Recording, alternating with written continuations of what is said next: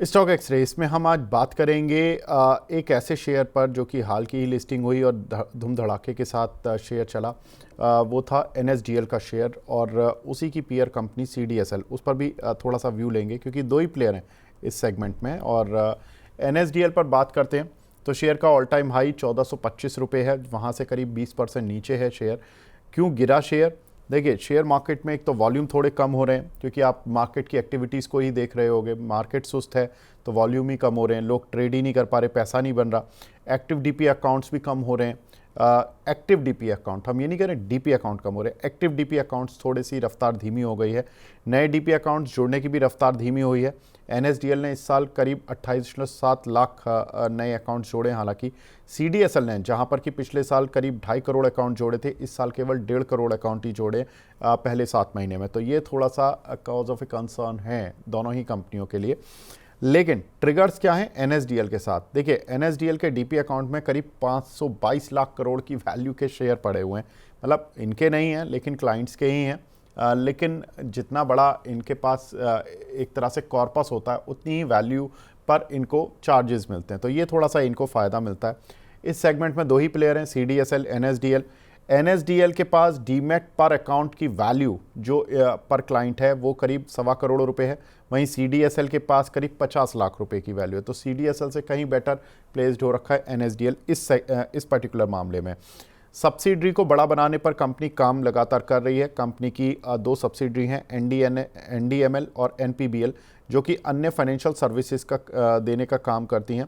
तो यहाँ पर अगर ये कंपनी इन दोनों सब्सिडरीज को बड़ा बना लेती है तो भविष्य में कई बार डिमर्जर और फिर लिस्टिंग, वैल्यू अनलॉकिंग, ये सभी बातें होती हैं, तो इस पर भी ध्यान दे सकते हैं जो लॉन्ग टर्म इन्वेस्टर हैं। साथ ही कंपनी का EBITDA मार्जिन्स करीब 30% है और कंपनी की जो मतलब जो ब्रोकरेज हाउसेस की रिपोर्ट्स हैं उसके अनुसार हो सकता है कि EBITDA मार्जिन अगले 2 साल में 33% के पार पहुंच जाए। तो ये एक और अच्छी चीज़ है कि EBITDA मार्जिन कम नहीं होने वाले, बढ़ने ही वाले हैं। वैल्यूएशन, ICICI सिक्योरिटीज़ की एक रिपोर्ट हमने देखी, उसके अनुसार FY 27-28 में अनुमानित EPS 24 रुपये और 29 रुपये के आसपास रहेगी। PE मल्टीपल करीब 39 का है। उनकी राय है कि इसको होल्ड कर चलें। 1170 का टारगेट है, ज़्यादा बड़ा टारगेट तो उन्होंने नहीं दिया है। लेकिन अंशुल भाई से पूछते हैं। अंशुल जी, ये बताएं, NSDL, देखिए 39 का PE ठीक है, लेकिन जब सेगमेंट में दो प्लेयर हों केवल और दोनों ही डोमिनेंट प्लेयर हों ऑलमोस्ट, और NSDL CDSL, तो ऐसे में वैल्यूएशन तो मैं ज़्यादा बात नहीं करूँगा लेकिन काउंटर पर बात करूँगा, चार्ट पर बात करूँगा। आप बताओ सर, कैसा लग रहा है NSDL? अंशुल भाई प्लीज अनम्यूट कर लीजिए। My bad, sorry. देखिए सर, अच्छा लग रहा है NSTL, but with a long term prospective. Short term में तो 1340 1159 की रेंज थी, जो टूटी है, पुल बैक लेने वहीं आया है। तो जब 1160 निकलेगा तब वापस रेंज के अंदर आएगा, तब 1340 का टारगेट खुलेगा। This is technical prospective, but हम NSTL को फंडामेंटली भी स्टडी करते हैं।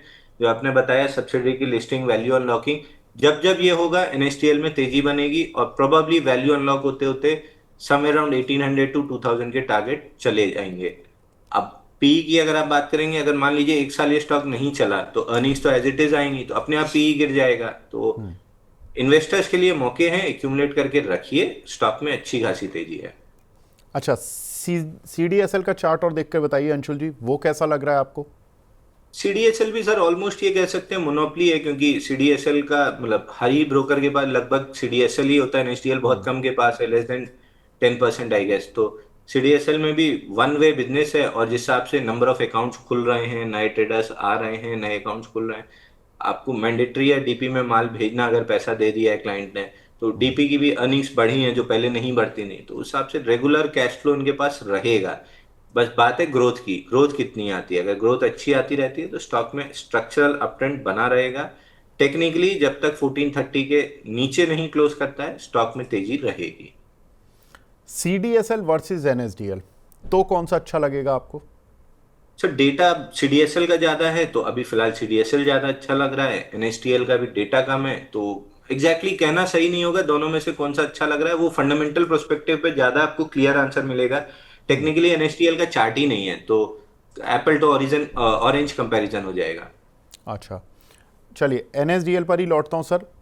कितने लेवल पर आ जाए अगर मार्केट में कोई सेल ऑफ आता है, ये ट्रेड डील नहीं होती है या ट्रेड डील हो जाती है तो इस लेवल को तोड़ देगा, तो फिर बहुत एक फ्रेश मोमेंटम आएगा, बढ़िया मोमेंटम आएगा जो कि विश्वास करने लायक होगा। तो वो एनएसडीएल के 2 लेवल बता दीजिए, एक नीचे का एक ऊपर का सर। सर मैं 1160 के बाद ही लूंगा, मैं 1160 के पहले नहीं लूंगा। ठीक है। 1160 के बाद 1340 और 1340 के ब्रेकआउट के बाद 17-1800 नीचे। ओके। चूंकि 22,000 करोड़ का मार्केट कैप है, स्मॉल कैप में या मिड कैप में आता है, not I am not sure किस में आएगा, but mid cap small cap category में आता है, तो मैं बाई ऑन डिप्स तो नहीं कर रहा हूँ। वैल्यू प्ले में फंडामेंटली कहाँ अच्छा हो जाएगा वैल्यू प्ले, ये आप ज्यादा अच्छा बता पाएंगे, तो वो लेवल आप दे पाएंगे नीचे का, मैं ऊपर ही का दे पाऊंगा 1160, ये निकलने के बाद तेजी रहेगी। बिल्कुल सर, देखिए फंडामेंटल रिपोर्ट तो यही है कि अभी तो फिलहाल वो 1170 का टारगेट दे रहे हैं, आप 1160 के ऊपर का बस ब्रेकआउट बोल रहे हो, तो बिल्कुल ठीक है बस सर। 1160-70 की वैल्यू को एक बार देखते हैं, उसके बाद फिर डिस्कस कर लेंगे, रिव्यू कर लेंगे कि क्या कुछ करना चाहिए एनएसडीएल के काउंटर पर। और सीडीएसएल पर आपने बताया ही कि आपका टेक थोड़ा पॉजिटिव है। ठीक है सर, बहुत बहुत शुक्रिया अंशुल भाई, हमसे जुड़ने के लिए, अपना कीमती समय देने के लिए। Thank you so much. धन्यवाद।